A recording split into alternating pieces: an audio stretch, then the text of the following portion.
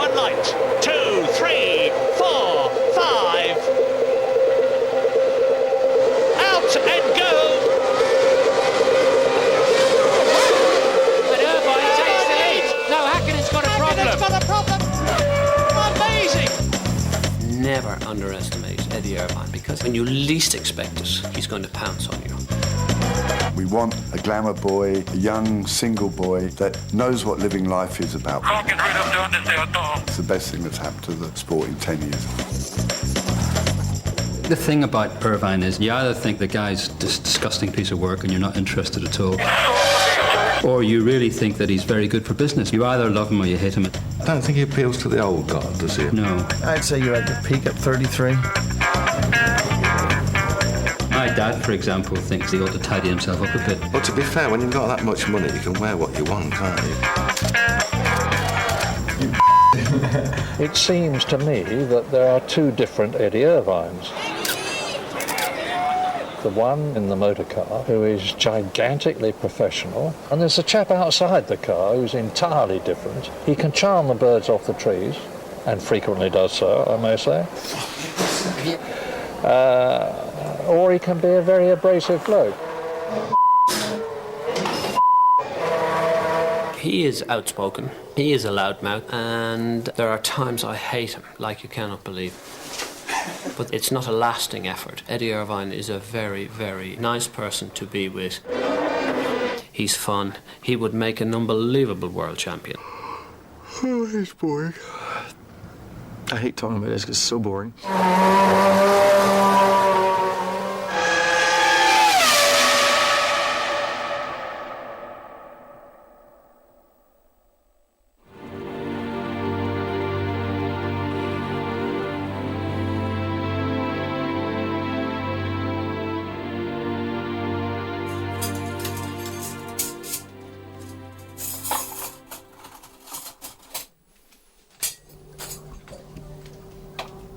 So do you prefer living on boats or in houses? Living on boats. Why is that? Because when you wake up in the morning light... No, I can go straight upstairs and just go dive in the water.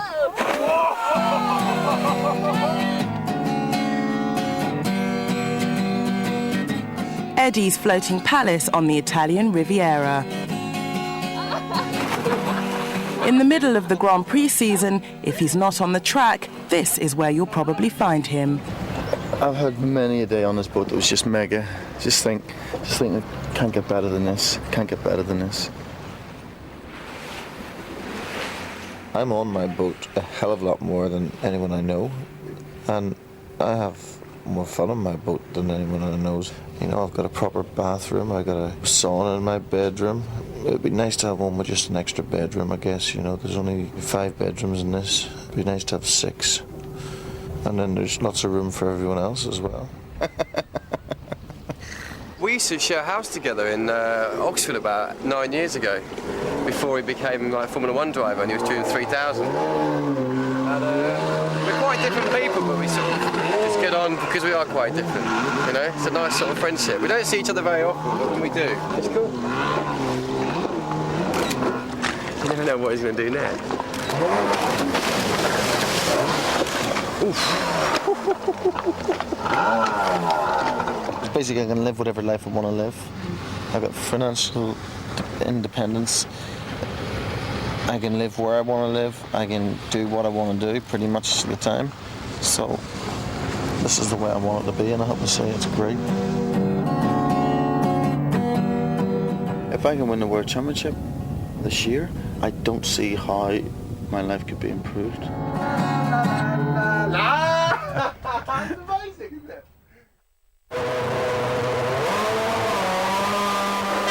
Melbourne, the start of a new season. Eddie's 4th with Ferrari. He had never won a race, and both Ferraris were clearly off the pace of the dominant McLarens. Eddie started 4th on the grid. Action in Australia, and Mika Häkkinen gets away well. So does Coulthard, and look at Frentzen coming up alongside now. Where is Michael? Michael Schumacher was running last. relegated to the back of the field by a faulty steering wheel. Get away even from the back of the grid. Eddie Irvine should be benefiting at the moment. With the Ferrari number 1 out of contention, Eddie could go for victory. It was the chance he had been waiting for. This is the exit. Look, I think he lost his rear wheel. 14 laps into the race, Jacques Villeneuve hit the wall and the battle at the front was interrupted as the pace car took to the track. Now, this is the critical point. The safety car is coming out. Eddie waited for the precise moment when the race would be restarted. As they head into the pit straight, Eddie Irvine Hakkinen slow challenging. away. Hakkinen very slow away. And what's happening? They're waiting for a green flag, I think. They're hovering. And Irvine takes the lead. No, Hakkinen's got a problem. Hakkinen's got a problem. Look, so amazing. He must have overheated. Eddie controlled the race thereafter to take his first ever victory. But Eddie Irvine in the Ferrari just wins the Australian. It was a popular win throughout the paddock, but it was not a result which anybody really expected to be repeated. That's Sonia, Eddie's sister, hugging him, and rightly so. It's champagne time in Australia. 1 down, 15 to go. Once he crossed the lane, Kathy and I just sort of went crazy, and then the phones went crazy after that. So that's a very important one. That partied all day and into the next morning. So we did, and that was really good. An excuse for a party. When I was young, what I wanted was either a motorbike or a go-kart, something like that. And really, my ambition work-wise was to become a Formula 1 mechanic. I wasn't never a dreamer. I was always trying to get ahead. He had to work 7 days a week for me in the garage down there, and he never got any pocket money or anything, and that the money went towards his racing. And then whenever he went to England, a lot of the other drivers would be staying in hotels, and he slept in the back of a truck, and mechanic did the car and done it all himself. So, you know, that was good training, I think. Maybe I'm thinking wrong, but I feel a lot of them get it maybe just a bit too easy. Eddie flies his private helicopter to Northern Ireland to visit his mum and dad. On board is his girlfriend, Anouk. It's his Ulster race. Eddie Irvine broke thousands of female hearts this weekend when he showed off his latest girlfriend in Dublin. Steady Eddie stepped out with blonde beauty Anouk Vervel. Irvine has been linked with a string of beauties in the past, including supermodels Helena Christensen and Karen Mulder. But he has always maintained he prefers the bachelor life, claiming that long-term romances are not for him. We'll have to see if this is the special one or not. What do you say, Sonia? Time will tell, Don. Time will tell. Time will tell. Yeah, time will tell. The first thing I said to Eddie when I met him is like, I'm really sorry. I mean, I didn't know your name before. The only person that I know in Formula 1 is Schumacher. And that was not really the best thing I could say the first day I met him. But he always has a sparkle in his eyes. Always. No matter what mood he is, he always has a sparkle in his eyes. And I think that's really, really attractive. Yeah? Yeah, give us a shout. Yeah, I'm there Monday, Tuesday, Wednesday, and then I'm leaving on Thursday. They must think like, oh my God, there's model number 43 showing up and she's blonde this time. They must think like, oh, this is another chick that is hanging around with him just because she really likes the whole world that he's living in. But I wouldn't be here in Northern Ireland spending a weekend with his family and trying to see him as much as possible if I was not in love with him. He ever asked your advice about girlfriend? No, I don't think he ever has. But then I think he knows what he wants himself, so he doesn't have to ask his mother what he would like, you know. And I'm probably better not knowing anyway. She's a very nice girl. Oh, yeah. Very down to earth. Not like some of the models you meet who are preening themselves all the time. No, she seems very down to earth, very relaxed girl. But that's very, very seldom you'll bring girls home. this might be the one. You never know. Do you think a guy like yourself who has a lot of success with women can become addicted to their attention? The buzz that you get meeting a new girl? And... Oh yeah, man, there's nothing like seeing a new girl. Like even when I'm with a Nook who's an amazing little girl, you just see another girl and you think, wow. Okay, I must admit now at the minute I'm not actually that fussed and chasing after them, but 6 months ago, everything I seen, everything I surveyed, I had to conquer. You know, and it's a bit of an endless. It's just chasing your tail, to be honest. You know, no matter if you're with the most beautiful girl in the world, the one across the other table looks better. Until you get there, and then the one across the other table looks better. Ah, Jesus, that's sore. Eddie's sister Sonia, his physio and personal manager. She's also got the job of raking through all of Eddie's fan mail. And some of them will send photographs in the fan mail in various poses and with varying amount of clothes on. Eddie gets over 10,000 letters a year, almost all from women. So there's that one. I love Ferrari, Eddie Irvine. I hate McLarens. Right to me. What's he think about women? He's very upfront with them. And yeah, that one's in Italian, so that will take me longer to actually go through. You know, we'll go up. I think one of his chat-up lines that I heard him say was, right, we're leaving. So he hadn't even, been talking to this girl or said anything to the girl. He just walked straight up to her nightclub and goes, right, we're leaving. Get your coat, we're leaving. And she did, and I just thought, well, I wouldn't do it.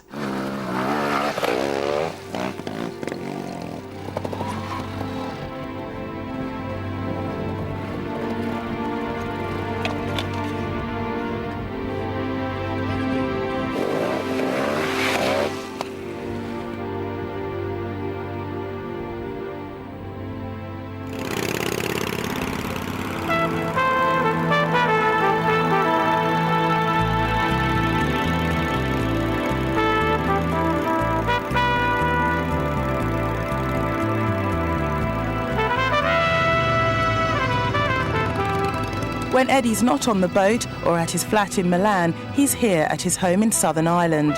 It's one of the very few places nowadays where he can get a bit of real privacy.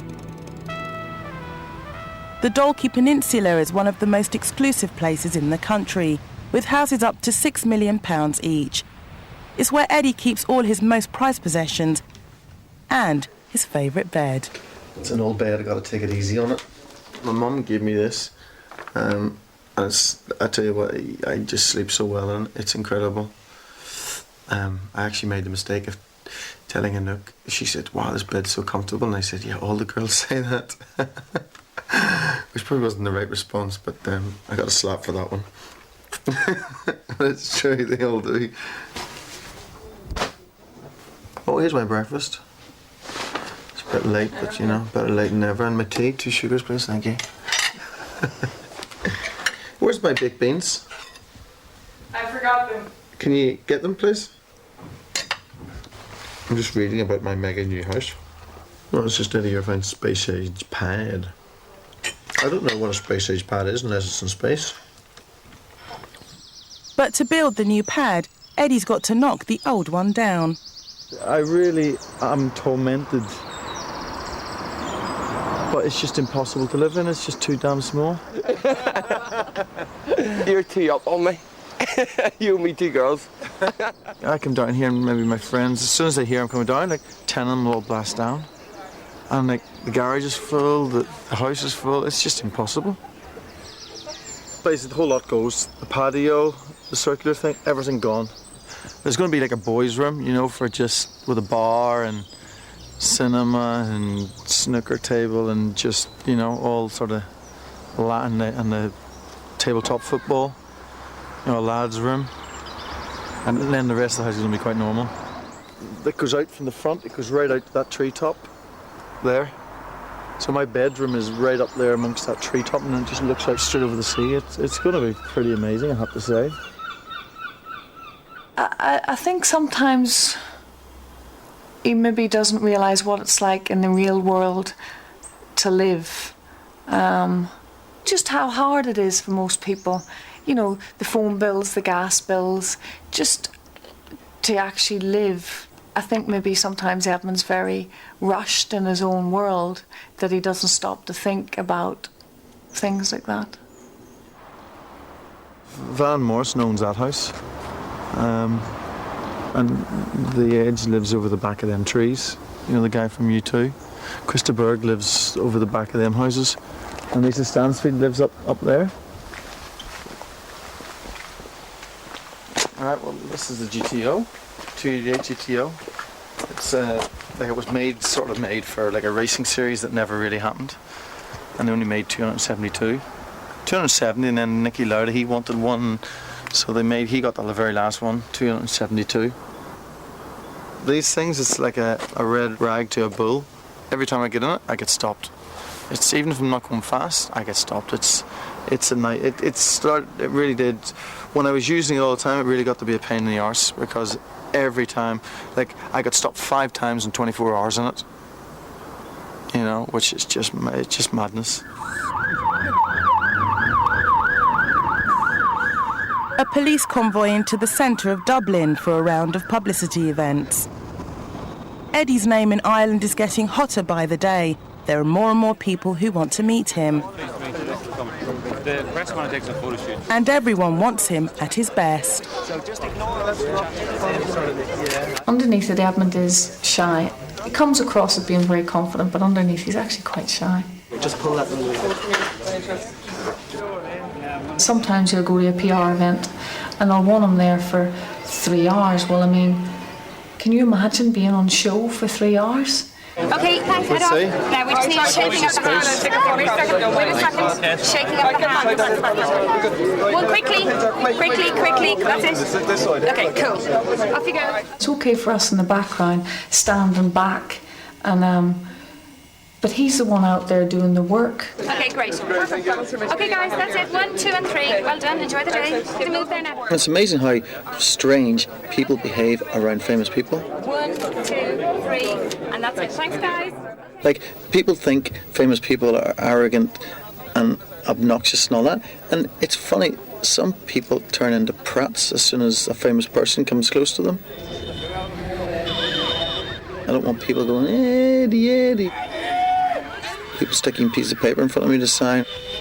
It makes it even harder for you to be with somebody that gets already a lot of attention, and it's difficult for you to get his attention, you know, just on your own, instead of being one of the 100 that is crazy about him. Eddie, can I have your autograph? Let me stop. You get your pen out, right? Eddie! You're sweet Tilly! Oh, you're the best driver in the world! Tilly, 99!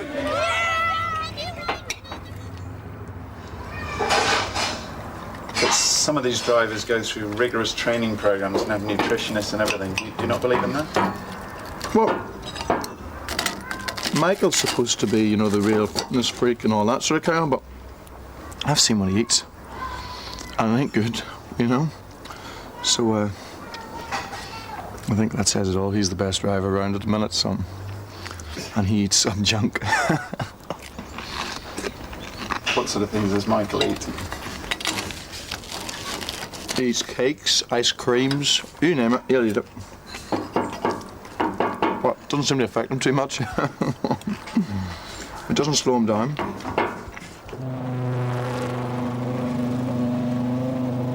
Over the next 5 months, Eddie picked up 16 points in 6 Grand Prix, with 2 podium finishes, a second in Monaco and a third in Canada.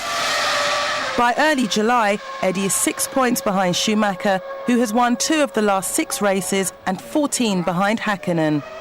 But nobody could have foreseen how his fortunes would change when the teams arrived for the British Grand Prix at Silverstone.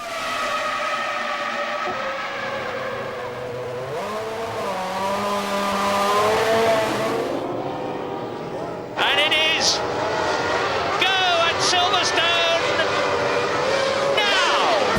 Nice one, Häkkinen. Schumacher, he's got David Coulthard right alongside him, and somebody left. 2 cars stalled, 2 McLarens at the front. Tremendous getaway from both Häkkinen and Coulthard. But 2 cars had stalled at the start. The race was stopped, but the two Ferraris kept racing. Suddenly one spun off. You see one going off, you have no clue who it is, and you cannot really tell the difference. And it's like 5 seconds before it shows on the screen that it was Michael instead of Eddie. Whilst the injured German was airlifted to hospital, the race was restarted, and again Eddie got away well. Enjoy this lap, Eddie. Eddie Irvine leading the British Grand Prix. Nice to see. Buchanan pitted for fresh tyres, but something was wrong, and 1 lap later he was back in the pits again. They've taken the wheel off. They're in real trouble with this hub here. And stand by David Coulthard. Eddie gave chase to the finish, but didn't have the pace to catch and overtake his Scottish rival. He had to settle for second position. And he beats Eddie Irvine by 1.8 seconds. All of a sudden, the ball's in my court and now I can go for the championship. It's the greatest chance of my life. Did you visit Michael at all when he had his accident? No, I wouldn't visit him. You know, I don't like hospitals, you know. Now it's Eddie's turn to carry the flag for Ferrari. Here's my helmet. As their new #1 driver, the onus is on him to spearhead the development of the car, which is still considerably slower than both the McLarens. Such a complicated car, I'm surprised it ever runs. Like, everything's electronic, everything's hydraulic, and something like that, you just assume it's going to always have problems, and we do get problems from time to time, but a lot less than you would think.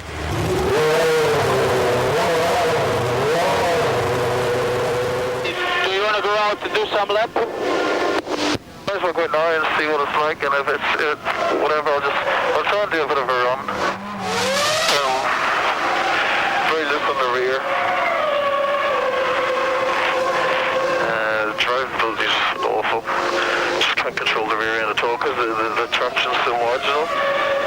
I just cannot control the throttle. Just constantly losing the rear. You're not driving around there thinking, you know, it's quite a calm, you know, it's quite a calm experience. I'd say for sure you get more pleasure at overtaking some guys than other guys, you know, because you know it'll hurt them more. Eddie's absolutely the outsider, but that's the perfect scenario for Eddie. If he was actually the favourite, I'd be more concerned of where he is than where he currently is, which is battling from behind. He is a resilient, tough competitor, and when the chips are down, he always performs. I let the clutch out and it just went away from me. And I sat there not moving anywhere. I think the thing that makes him outstanding in the current breed of drivers is he's probably the most intelligent. Probably not the most naturally gifted, but he's thought it all out and he's got where he is just by being intelligent. You go in here, right, and then you accelerate to here, and then lift off, turn and accelerate on the exit. Try that and see, because you're doing what I always used to do, which is that, and actually you do. I think it'd be breath of fresh air if he could win the championship. I mean, that'd be great news. Mika Häkkinen, I mean, a nice guy, but doesn't say a lot. At least we'll have a world champion who is talkative and a bit of a character. Logan, Oliver, no, Louisiana.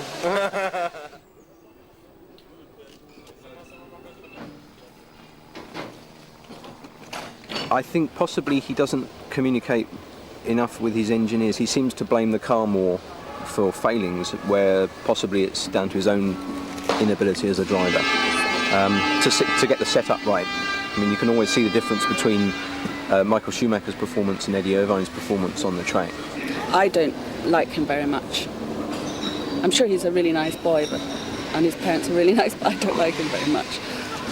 He's not got the class and sophistication of Schumi or Villeneuve. But it's quite admirable in a world where everybody... I think we should get this over with. He wants to give me... I just wish him the best, and I'm happy actually for everyone who can win, but Eddie Irvine would be my favorite. I would like to see him on the first place. And I think that he's basically having a laugh at everyone. See, I don't go in for all this psychology You know, I just get on and do it.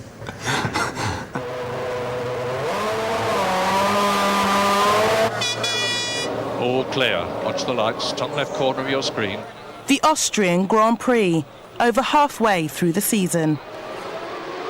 It is go! It's Eddie's chance to prove himself. Eddie Irvine's got away well, but he's still behind Coulthard, and Coulthard is still in that second position. Luck is with him. The McLarens get caught up in their own battle with disastrous consequences. Front wing. Oh, Coulthard and Hakkinen touch. Great start by Ruben Bella, and off goes the McLaren. Off goes the McLaren in Mika Hakkinen. And here comes the Ferrari into the pit lane. Well, it's going to be incredibly close, Murray. 22, 25 seconds. It's very, very marginal how much you need here for a pit stop. It's David Coulthard and it's Hightower Frentzen. Coulthard just coming out of the last corner, Murray, there. Coulthard coming under that bridge. Irvine's got to get out of that tight pit lane. Irvine will lead this race. Eddie holds back Coulthard to take his second victory of the season. Now with 42 points, he's only 2 points behind championship leader Mika Hakkinen. And Eddie Irvine wins brilliantly the Austrian Grand Prix. Well done, Eddie Irvine. Ferrari continue to lead the Constructors' Championship.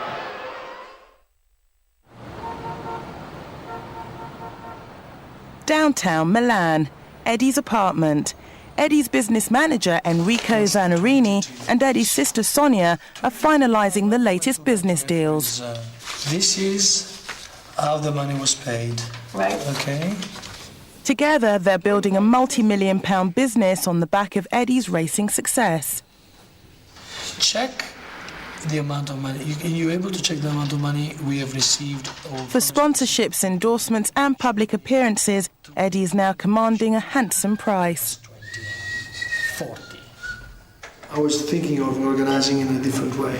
So the one we do here is half an hour, but we don't do it because they're going to need that money to pay us for using my image in a magazine. They don't want you 4 hours at the fair. They're not going to get me for 4 hours, they're going to get me for half an hour. Half an hour is enough. I go there, take photographs, they get as much out of half an hour as they get. They get 95% out of half an hour. They get 5% more for me staying another 3.5 hours. So that's the story. Half an hour or we don't go, and they still owe us $50,000 whatever it is for using me in court. Do you actually like Enrico? Is he just a good businessman? No, I like him. He's a nicer guy you won't meet. He's such a nice person. He's too nice, you know, and that's where I have to stand in sometimes. I'm just much more diplomatic than he is, and if alone I think he would have closed 20% of the deals we've closed because he's too impulsive, so he can tell people to get lost. I don't want to work with him anyway. I don't like him. I don't like that. I don't like the guy. I don't like the people there. I don't like anything about it. Where do you want me? I thought it was kind of about here. I just want this shadow kind of clipping you. So no, it's about here, isn't it? Yeah, I won't be able to open my eye in that sun. If I'm kind of lower, come forward more so you're out of the sun more. Keep coming. What about there?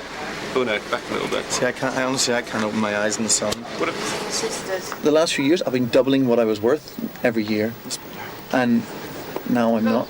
Even though I'm getting paid a hell of a lot more than I got before, I'm not doubling what I was worth. And you know, so if someone gave me $10 million more now, $20 million more, it wouldn't make any difference to my lifestyle. You know, if someone gave me $100 million, now that would be different. I'd start to say, wow, I'm getting ahead now. Okay, 1, 2, 3. You try to get involved with the sponsors that have been involved with Formula One. They do understand the sport. They do understand the importance of being associated with a Formula One driver or a sportsman in general. When they understand the language, at the end of the day, the deal is based on price, and so you agree on the price and the deal is done. There are jobs that he would even do for free if there are nice, good-looking girls around. And sometimes it's a lot easier to get him onto an event if I can promise, and of course deliver, that there are nice-looking girls around.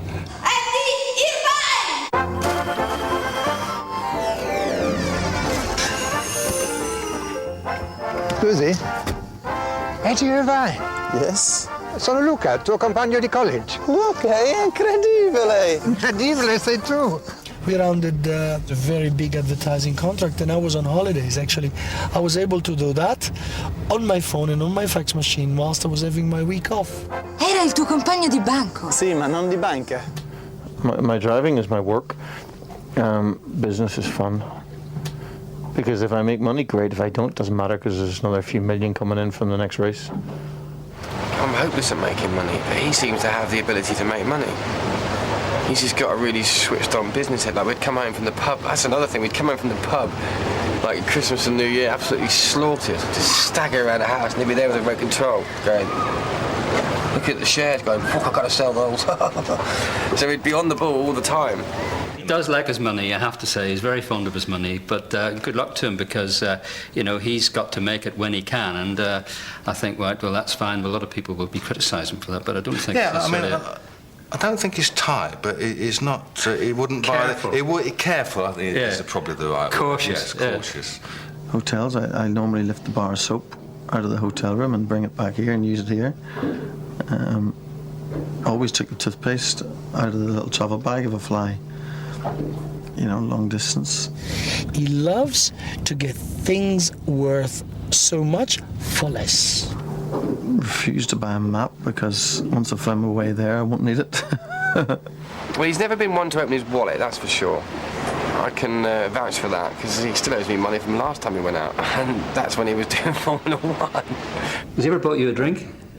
Yes, he has actually. Has he? Yes. Oh, he owes me but one. I just bought him two, I think.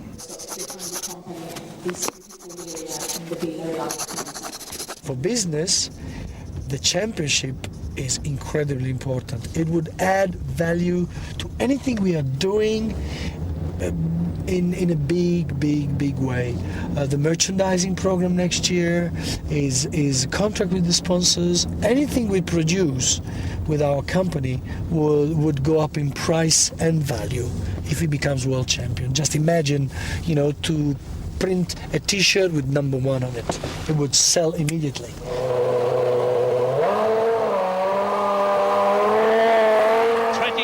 On the grid for the 1999 German Grand Prix. 1 light, 2, 3. And Eddie's fortune continues to grow at the Hockenheim circuit in Germany. Out and go. Mika Häkkinen gets away well. So does Frentzen. Slots into second place. And Salo is sprinting up on the left and taking second position. Salo soon found himself leading the race for the first time ever. Salo leads the German Grand Prix, pursued by Eddie Irvine and Frentzen. But it wasn't long before Salo was told over the radio to let Eddie through. Suddenly the tables were turned. Now it was Eddie's turn to reap the benefits of his #1 status. Listen to the horns, watch the flags, listen to the cheers. Eddie Irvine wins in Germany for Ferrari.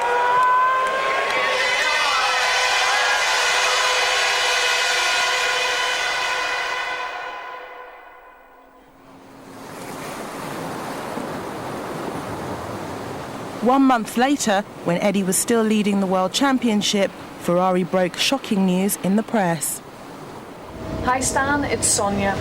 I think we need to make the comment that you made about, you know, being prepared, that there would have been better ways to have done it.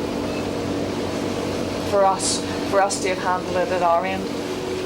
Okay. Ferrari will not be renewing Eddie's contract next year. Are you surprised or shocked or Not really. We've known for a while that they were going to sign Rubens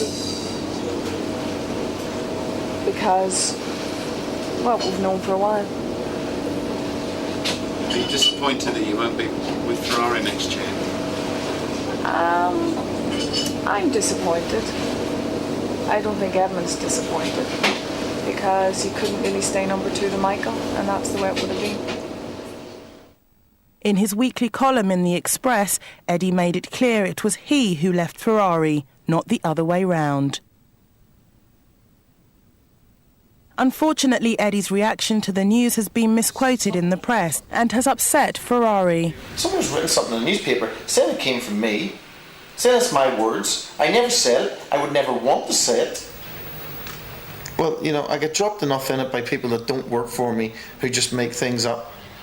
It's not your fault. It's as much Enrico's fault as your fault. Okay, ciao. It's an accident. So how do we get out of it? It's not the end of the world. It's not a big issue. It's not an end of the world. I just say I it's didn't not say a big it. issue. It's an accident. We have to now remedy what went wrong, and if you are, and you're entitled to have, to say, I will give advice to no one, then if they ask you the questions, then you can say that. Ciao Cristina. Do you think Enrico's solved the problem and vindicated himself? The problem's not solved. It's been massaged, and that's what he's good at. The next day, Eddie announces that next year he will be joining the new Jaguar Ford team. The man who has signed him is Jackie Stewart. Now that the team is going to be Jaguar Racing, now that there is investment within these future years, we always said there was a business plan to say that we were going to be in years 4 and 5 competitive. Eddie will start in year 4 and continue through 5 and 6. So I think he's in a very good position to be on the podium and to win races with us. I think he's got the ability to do it, and we really look forward to the working relationship that we're going to have.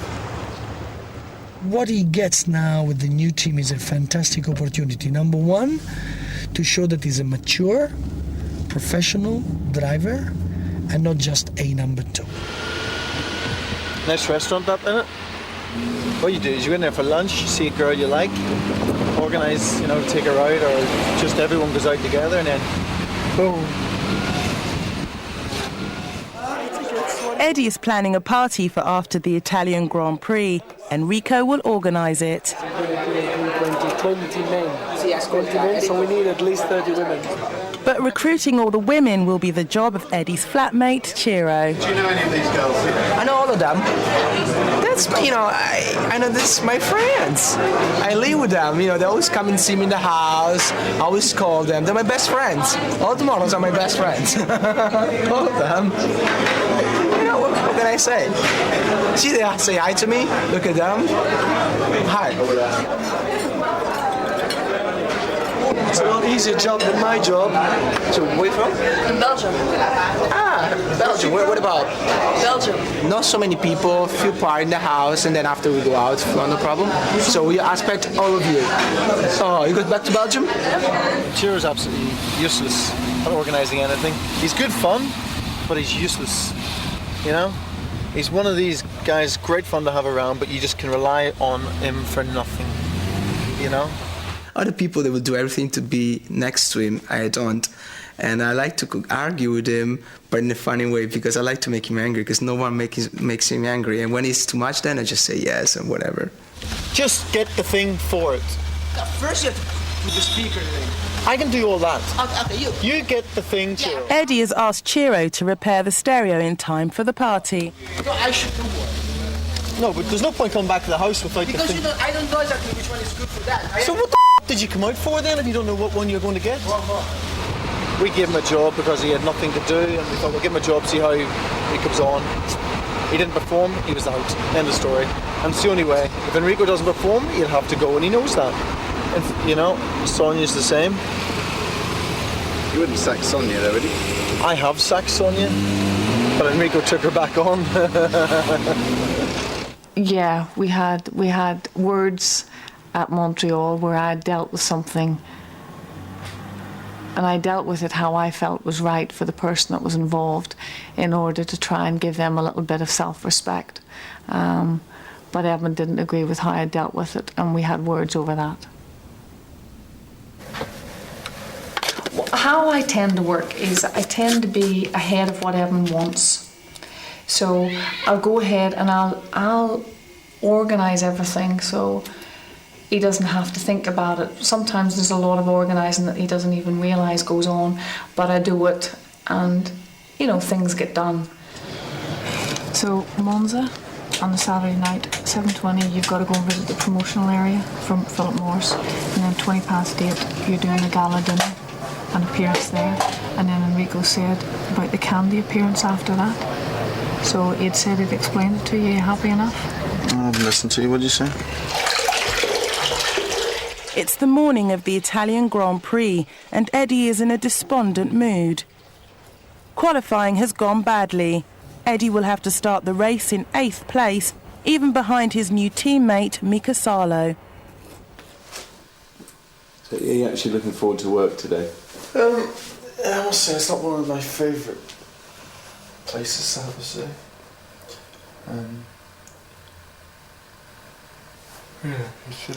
Has it all gone a bit flat, what do you say?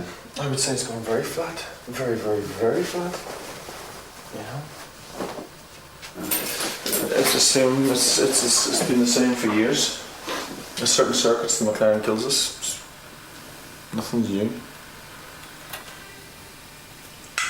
It does seem strange, but that's, you know, it's not strange after 8 years of watching Adrian Newey score every week, you know.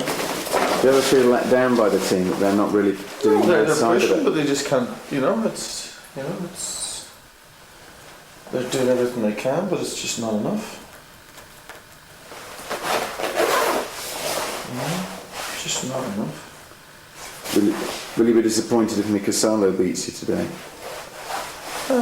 For sure, but I don't really foresee it, you know.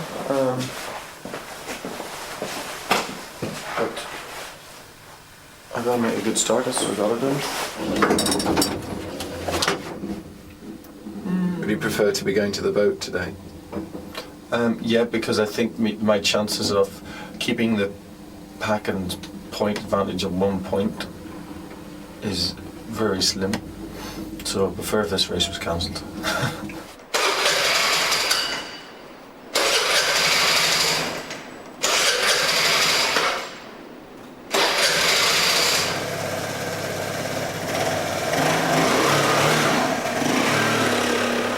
It's a 12-mile journey to the circuit at Monza, but there's no limo for Irvine. He prefers to get there under his own steam.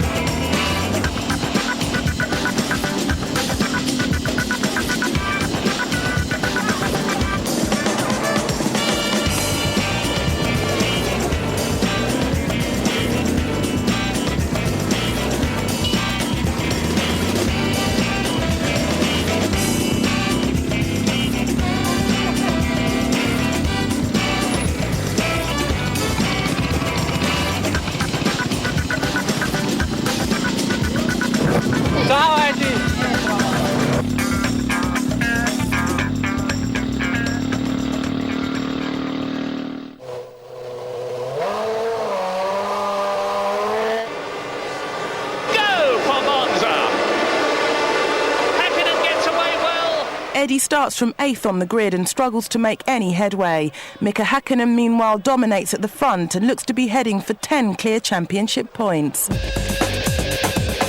Suddenly, a momentary lapse of concentration and Häkkinen goes spinning out of contention. Häkkinen, the race leader! He's out of the race! He's out of the race! Mika Häkkinen retires on lap 30 and Heinz Harald Frentzen leads, and this could blow the World Championship wide open. And Mika Häkkinen, after the misery of Belgium, is consumed with rage, and the Tifosi are consumed with delight. The Italian Grand Prix has gone mega. Eddie Irvine is in the points and he's catching David Coulthard slowly, but he's catching him. There he is in the background, ahead of... Eddie fails to improve on 6th place and limps home to a single point. It had been a lucky escape for Eddie. Now with 3 Grand Prix to go, Eddie and Mika Häkkinen share the lead for the championship with 60 points each.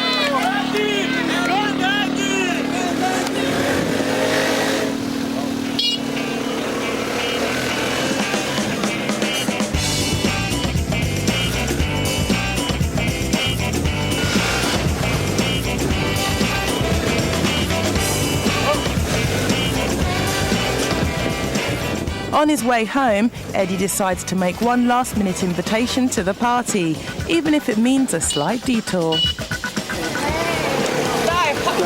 Ciao Eddie! Ciao! Abbiamo una festa questa sera. Mio casa. Tu conosci dove è mia casa? Sì, sono venuta a casa tua. Ah sì. Alle 10? Alle 10? Sì.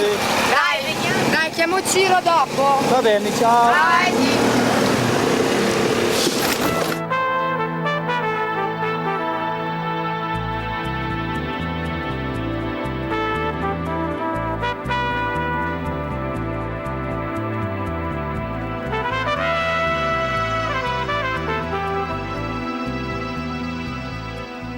Oggi Eddie Okanaki piangeva, he was crying, you know, it was like this. He was crying in the forest. Incredible. Yeah. Hai visto che piangeva? Did you see he was crying? No. Vabbè, he was in the forest crying. Man, because you know what the thing is now? When he's leading the next race, all he's going to be thinking about is the mistake he made, and he's going to drive slower. France in 50, eh? Yeah, but France in the next 3 races, he won't be so strong. Low downforce, they're fast. High downforce. Minchia, che culo. Now we have a The chance. year of the cat, though. Now we have a chance. Oh, but now stop talking, we talk later. Let's organize it. Well, I'm organised. All I have to do is turn up. All you have to do is just go for it. I've organised all the girls because you're useless.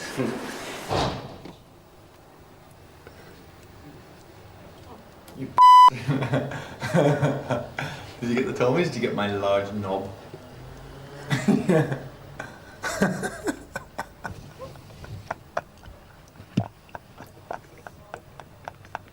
It's a good one.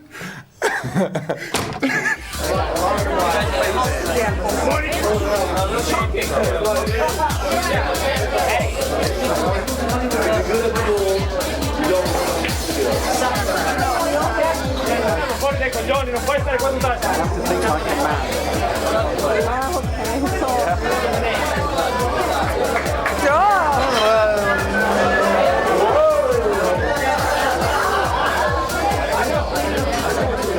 It's hard. Now no one wants to live anymore because my party always too good, you know? They want to stay. It's really very small. He has a reputation for being good, but it's very small. He can talk shit for hours. I can't. Maybe I used to when I was a lot younger, I don't remember, but when I meet a girl, maybe a girl that I like, I need to find something of common interest so that I can start to share things, and maybe we go out together after 2 hours, but I have to find something to say. And some of the girls he talks to or he picks, I can't say anything to them. Meanwhile, out on Eddie's boat, the crew are preparing for a special weekend. I think he works very hard, doesn't he? And then when he comes out on his boat to relax and play, he wants it all neat and tidy and nice. So what does Eddie expect when he arrives on board? Clean boat. This will be Eddie now.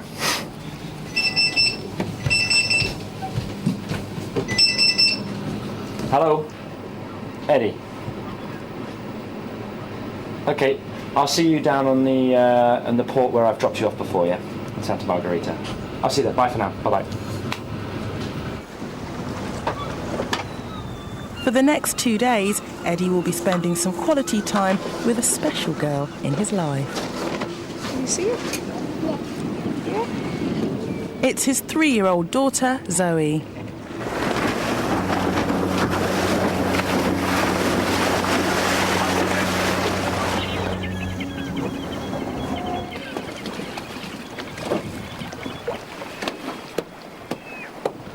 Simon's not too well then, eh?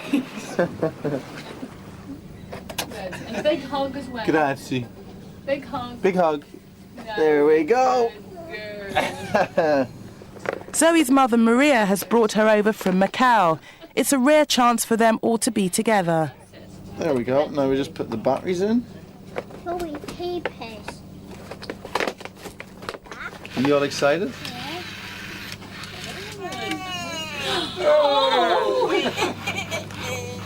Happy cut. Give a kiss. I think Maria's done a fantastic job. Fantastic. You cheeky monkey. I don't know any other kids, but she seems to be very happy all the time.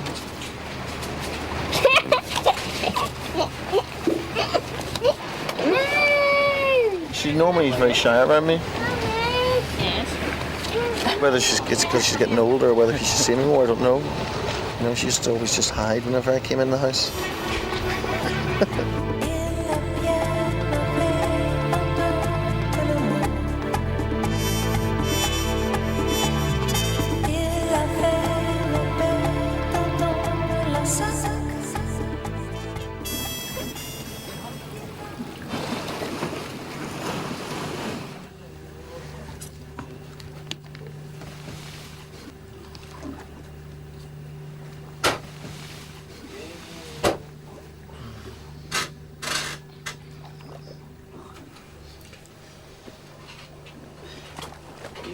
Morning, Zoe. Are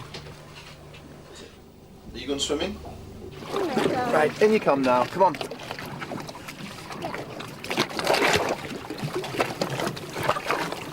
In you come. Jump. That's it. There we go. There we go.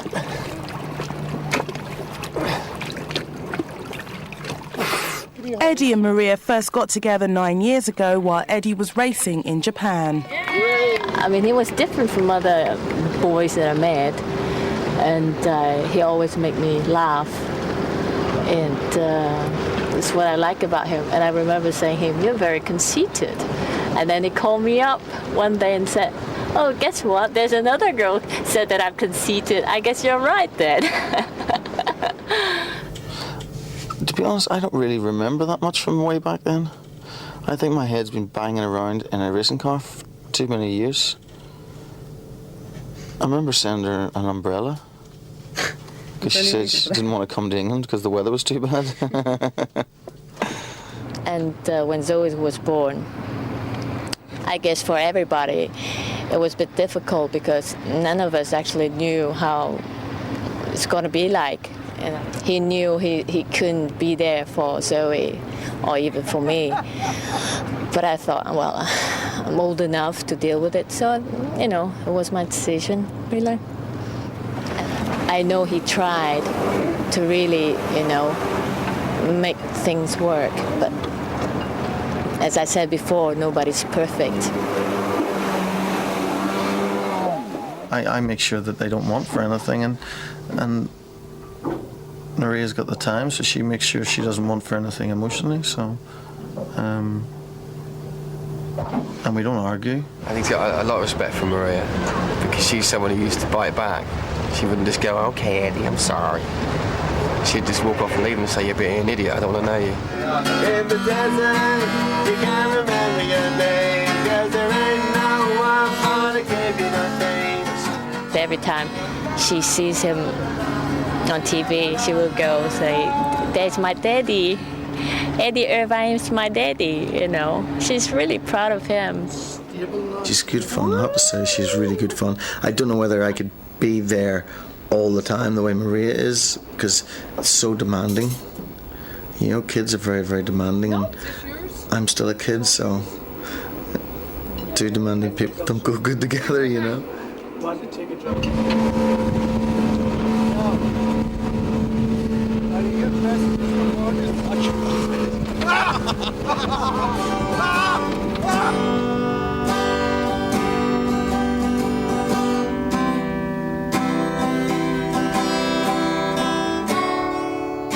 Eddie returns to his flat in Milan to prepare for the European Grand Prix, only a week away. Then an extraordinary letter arrives in the post addressed to Eddie's manager, Enrico. A psychotic fan is offering to sabotage Mika Häkkinen's car at the race. My idea is that I shoot with a small bullet in the tyre from Mercedes. The tyre burst and tear to pieces. Nobody can prove the shoot. Häkkinen don't finish the race. When you be interested, you call me back. Thanks so much. Name to be withheld. Qualifying day at the European Grand Prix. Eddie and Mika Häkkinen are tied for the championship lead on 60 points each with 3 races to go. It's a tense session. With just minutes to go, the grid is still wide open. But Eddie makes a rare mistake on his final run and qualifies way down in 9th. I could have been on pole. On the hard tyres, it would have been like having won the race. The race would have been finished, you know, because everyone's going to struggle for the first 10, 15 laps on these soft tyres. So it was just the chance to really put the pressure on them. Saying that, ain't necessarily so that it's still not the time to put the pressure on them, because the soft tyre just chews up for the first 10, 15 laps. What a shame, wasn't it? Because you're flying on that tyre. You're flying on that tyre. I know. Could have been on pole with the bloody hard tyre. Can you believe it? Why did you back off? Because I didn't want to run into the back of Panis on my last lap. I knew the last lap was going to be the quickest. I was 3.5 tenths quicker through the first corner. You know, that could have won the championship today. That's how simple it's. That's how close it comes down to. I thought he was going to be. We would have been kings today, and now we're tossers.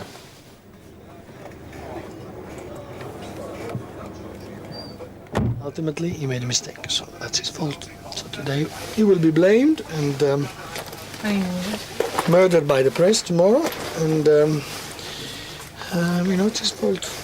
Which is, you know, if he wins, it's his merit. If he loses, it's his fault. We paid a little bit of a penalty today, but I think tomorrow we'll hopefully reap the rewards of our conservative approach today. How many chances do you really think to have to win the race?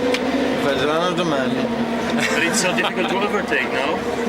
Verdano domani. Oh, we see tomorrow. Eddie, but it's too easy to say it's only bad luck, or not?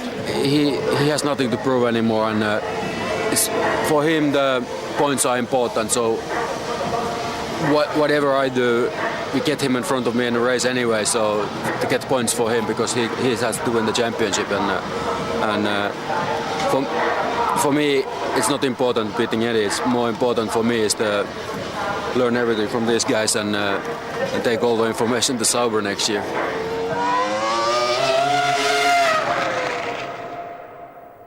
It's the morning of the race, and Eddie has a splitting headache. He's been kept awake all night. Morning, Eddie. Morning. What's the story? Is it okay? Oh, yeah. And the engine's going all night, and 6 o'clock this morning.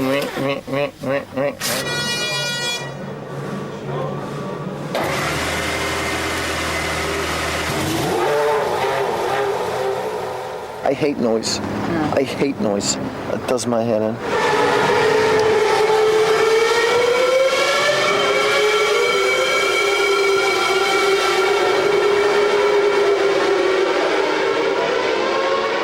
Eddie will be starting from 9th on the grid. It will prove to be one of the most unforgettable races of his career.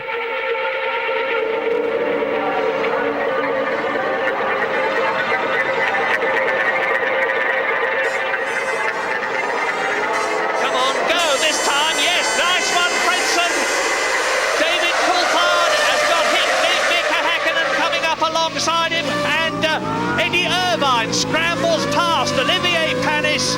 Irvine and the Ferrari are on their way. He's up into 6th position in the point. And Eddie Irvine having another look at Fisichella and falling. And Fisichella running wide. Irvine surely must get him this time. Yes. Oh, lucky they didn't touch. So now he's going to be like a cork out of a bottle. Burst free. Go for it, Eddie Irvine. Pull away from Fisichella and close the gap between yourself and Ralf Schumacher, which is 7 seconds. Suddenly, there's a downpour. you can't believe how difficult this is. This is the most challenging moment for any Grand Prix driver. The McLaren team decide to bring Häkkinen into the pits very early. It's a mistake. The rain was not bad enough for him to take any advantage from the wet tyres, and he drops right down the field. Or is it in fact Salo first? They're going to put wets on Salo, or is it in fact dries? What's coming out of the blanket? I'm just looking. We made a lot of right decisions that turned out to be wrong. See what happens. Ross Brawn is keeping Irvine out, and the rain is in fact stopped now. There is Mika Salo. What an enormously long stop. Salo came in whenever I was meant to come in. My mechanics had my tyres there. They had to put them away, get his tyres, put his tyres on. He went. And then when one of my guys went to get my rear tyre, someone had picked it up, put it back on his blanket and put it back on the shelf. It is a set of slicks, absolutely extraordinary. When Salo came in a moment ago, they had both slicks and dries ready for him. Right rear. They're not ready on the left rear. There's no tyre. Right rear, I beg your pardon, there's no tyre here. I've never seen anything like it. There's no tyre to put on. Oh, I thought we had one when the race started, he's saying. Well, this is ludicrous. This is now blown. They're going to have a committee meeting about it. Stick it on and send him out. Well, this has blown it for Irvine, blown it for Ferrari. I don't know what's happened, but there was a major misorganisation problem there. No one's owned up to that, but that was effectively what happened. That guy was the guy in the wrong, not the mechanic that obviously threw the tyre away. Still don't think he's close enough to have a stab at Irvine. Hakkinen puts in a lacklustre performance after his pit stop, but waits behind Eddie for a chance to snatch a point off his rival.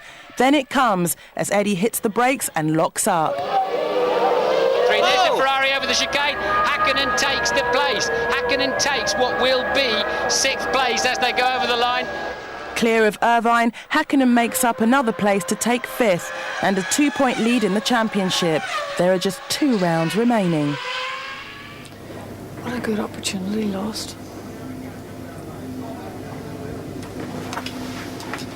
Oh well. I suppose like anything, it could be worse, could be worse. But Eddie is furious. Jesus, I should have heard them on the radio. I just panic. I panic. Jesus Christ.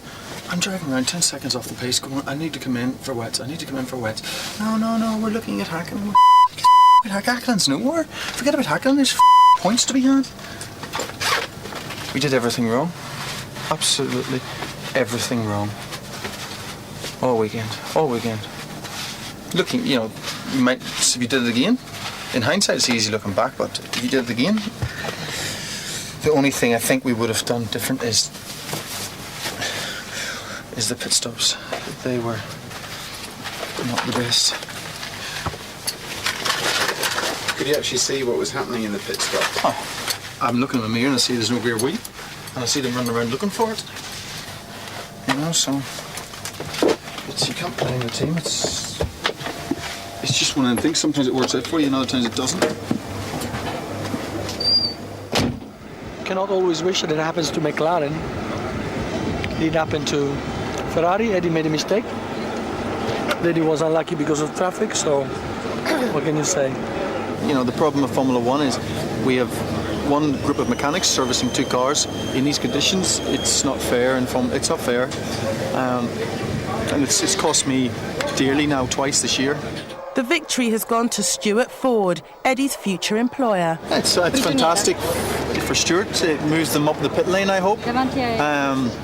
From this point of view, it's fantastic, but I'm not thinking next year. I have the World Championship to win, and I'm concentrating on that. Is that still possible, though? For sure, it's 2 points. It's nothing. How do you feel about the last 2 races? I think we've got a fair crack. It can go either way. Hakkinen's 2 points ahead, but he hasn't done really well the last couple of races. We have missed opportunities to close that gap on him. But we screwed up. When they screwed up, we screwed up as well. So, but we're still left with a chance to vindicate ourselves. I think someone up there is trying to give us the championship, but he wants us to do a little bit, And if he has a chance to go to Suzuka, having to win the race, to win the title, I promise you there's nothing surer in this world than Irvine winning that race. It's beyond doubt. He is a resilient, tough competitor, and when the chips are down, he always performs. So it would be the year to do it, and everyone's been thinking Michael's been going to do it for the last 3 years and he's failed. So it would be a nice end, wouldn't it? It'd be a wonderful story, and Formula One's always full of wonderful stories. Let's just hope this one comes true. 2 days before the Malaysian Grand Prix, Michael Schumacher announces that he will be coming back to help Eddie win at Sepang. It was very clear after what happened to me in Silverstone, if I come back, that is my job. And it is not more than fair, because 3.5 years Eddie played that role for me, and sometimes he didn't like it, for sure. And now I do the same for him. I can't say that I particularly like it, but it's what you put as a target, what you know you have to do, and therefore you don't struggle to do it. Right, so Michael Schumacher on the right of your picture, Eddie Irvine is on the left. The turnaround is instant. The combined minds of Eddie and Michael put Ferrari back to the front of the grid. It's a dominant performance. Go in Malaysia, and it's a good start by Michael Schumacher, who moves across the track. Eddie Irvine holds his second position, and Hakkinen... Schumacher is almost a second ahead of his teammate, but Eddie knows the German will have to defer to him in the race. And that's exactly what happens. On lap 3, Michael allows Eddie through and takes up a defensive stance against the McLarens. Coulthard touch Schumacher. Can Hakkinen get through? But Coulthard finds a way past the German. Coulthard damage either his or Schumacher's car. His challenge is short-lived. Once again, Eddie is free from pressure as his wingman continues to keep Hakkinen at bay. Schumacher backing off now to play the team game. And does he have some kind of problem already? Because he really is off the pace. Eddie Irvine can almost smell this World Championship, guys. Again, he's putting scrub tyres on too. They're obviously working better. Eddie briefly drops down the field when he makes his second stop. But once again, Schumacher hands over the race lead and Eddie heads his teammate home for a historic 1-2. The lead. Ferrari 1-2. Eddie Irvine wins the first Malaysian Grand Prix. Michael Schumacher is second. Maximum points for Ferrari. The celebrations are short-lived. Post-race scrutineering checks reveal a technical irregularity on the Ferraris. There's a 10mm discrepancy in the size of the turning vanes. The cars are deemed illegal and the drivers and the team are sensationally stripped of their points. Ferrari appeal. It's front-page news around the world.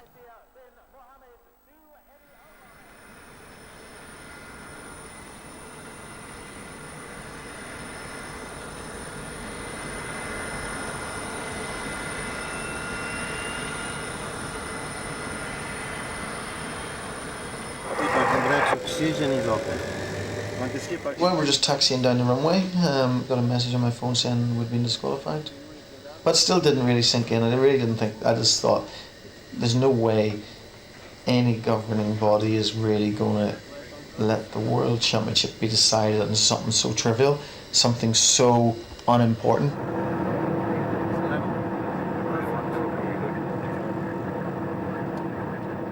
There's no performance gain. There's no advantage we had from it. It was just a small manufacturing error, and to be honest, every car in that pit lane is probably illegal in one way or another. Whether they probably don't gain an advantage. Maybe in some cases they do gain an advantage, but it's just interpretation of rules. It's just oversight. A lot of it's oversight. I know things that are illegal in other people's cars that it's no big deal, but they don't realise it's illegal. 1 week later, the disqualification is overturned.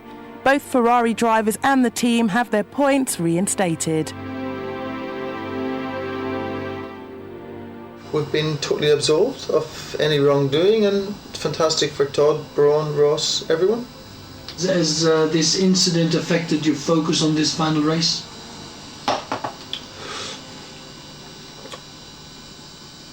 No, I don't think it's affected my focus. It would have been very difficult with Suzuka, having had the championship stolen from you by scrutineers in Malaysia. But going there now, it's I have a week to prepare. I have a nice night tonight, and then really just sort of mellow down for the weekend. The Japanese Grand Prix is coming right up, and so is my heart. It's in my mouth. It's beating like a trip hammer. I have never, ever known tension like this. Third light, fourth light, fifth light. Action! And Michael Schumacher darts across, but Mika Hakkinen gets ahead of him. Yes. Mika Hakkinen, a marvellous start, and he's streaking away already. This is exactly what the Finn wanted. And there is Eddie Irvine. There is is Coulthard with Frenson behind him. This stop could decide the Formula One World Championship of 1999. It's up to you guys. You time it. Well, can't do that. We'll just have to rely on the counter on the pit lane. And that's mighty close. There is Coulthard. That is so close. Yes, he's done it. David gets past Eddie Irvine, and that may well have settled things for the Irishman. Brilliant bit of tactical thinking by the McLaren team, and he's going to be a mighty difficult man to pass. Oh, it's Coulthard's off. Coulthard has gone off. And lost the nose wing of the McLaren. So it all depends on Michael Schumacher, and I don't think he can do it. Because here is the flying Finn. Mika Häkkinen wins the Japanese Grand Prix of 1999 if he rolls out of the chicane very slowly indeed, making absolutely sure, and takes the checkered flag. Mika Häkkinen wins in Japan. He is world champion. There's Irvine. Irvine over the line. He's going to be feeling pretty sad, pretty sick about that. If you're wondering why.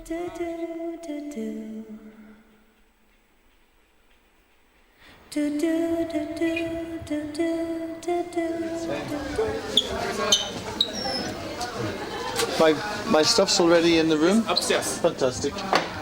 Is it all one nights? Yep. Signature.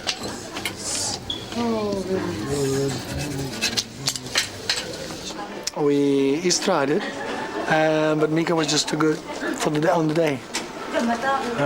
Nothing he could really do. All weekend, struggled a little bit with the car. Did everything he had to do in the race. You know what I mean? He knew he had to come home fourth. He came home third. He did his race. He did everything right. Michael didn't win. He was supposed to win. He was the one flying. We relied on him, but you can't rely on your teammate to win the championship for you. So I guess he's done a great job all year, great year. But didn't win. So, quite a day. Yeah, it was a good race in a way, boring I think, but it was a fair enough result. Häkkinen drew well, deserved it, got it.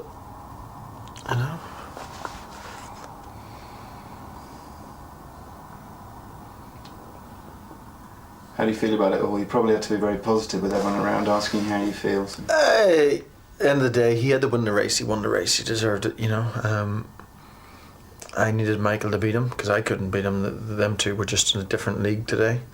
I just needed to try and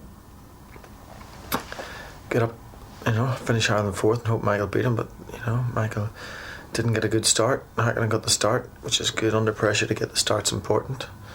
And then just drove away, basically. You look back at all the missed opportunities, the race, the races where we could have done a bit better, Nürburgring, Magny-Cours, Silverstone, Budapest, there's loads of races we could have done better. They could say the same, with even double the effect, but, they could afford, they had such a quick car, they could afford to screw up, really after Michael had his accident, I said we can't afford to make any mistakes, and if we don't make any mistakes, we can win it. We made a few mistakes, I made a few, the team made a few, and basically it cost us the championship. 1 point, that's all it was. It's just 1 point. So what are you most looking forward to now? Gonna go back to Macau to see Zoe. Someone asked her the other day, "Where's your daddy?" And she goes, "Oh, he's coming back to see me." And they said, "Oh, when's he coming?" "Don't know." Was the response. So I go back and keep her happy for a few days. Was Anouk with you today? No. Anouk's gone back to Holland. She's got to work in New York next week. So, how are things going with Anouk? Well, I haven't seen her since. Can't remember, but everything's fine. I'll see her. I'm either going to meet her in LA or meet her in Dublin, or we're just organising a meet up shortly. My wallet. I was wondering where that was. I'll see her next week or so. Would you not have liked to have been there today for the special day? I didn't need any distractions, you know. I just wanted to be left all alone. You know, I didn't even speak to my parents all weekend. Didn't really speak to Enrico much either. We actually agreed not to speak about work until tomorrow morning. So I think he's going to feel a bit sore tomorrow, maybe. Now he just wants to eat, drink, and enjoy himself. That's what he wants to do. Let's go. Okay.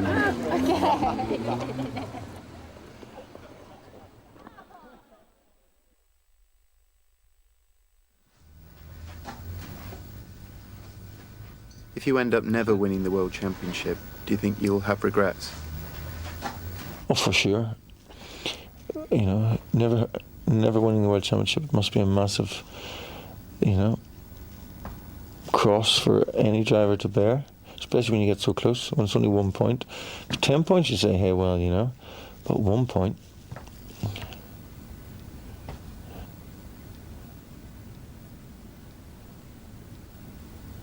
Well, McLaren, you know, at the end of the day, to beat Michael in this equal equipment is not possible. To beat him in a better car is possible. And that's what Häkkönen's done, that's what Hill's done, that's what Villeneuve's done. That's what I've got to do. 1, 2, 3, 4, 1, 2, 3, 4, 1, 2, 3, 4, 1, 2, 3, 4, 1, 2, 3, 4. Eddie Irvine, age 60. What do you see? Will he get that far? He'd probably look a bit like Hugh Hefner, with about 12 dolly birds in tow around a swimming pool somewhere in Miami. Probably a little bit fatter, a lot less hair. Probably maybe thinking about whatever the latest product, you know, Viagra-based product is, to give him a little bit of a sort of artificial lift, because I'm sure that maybe nature's lift mightn't be quite adequate for the ambitions and the aspirations that he still holds. As if he's got some young popsy on his arm, you know, who's 40 years his junior. If he's told her that he was Formula One world champion for 10 years running, he won't want to bring her into the paddock where she'll find out he was a lying bastard, he said. More wrinkles, more grey hairs. Well, fewer hairs that are more grey. Don't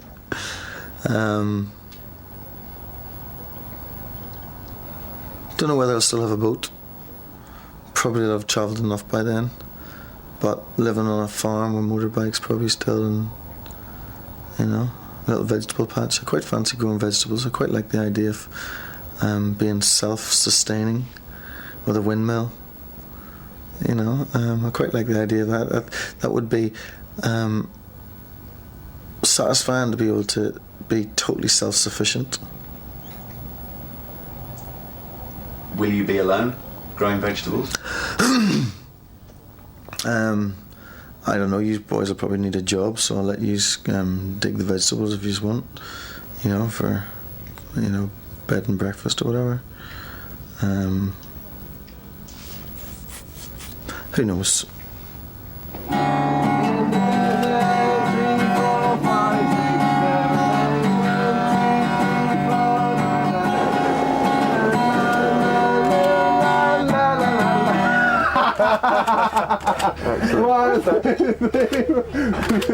Today, children, we're going to count to 8.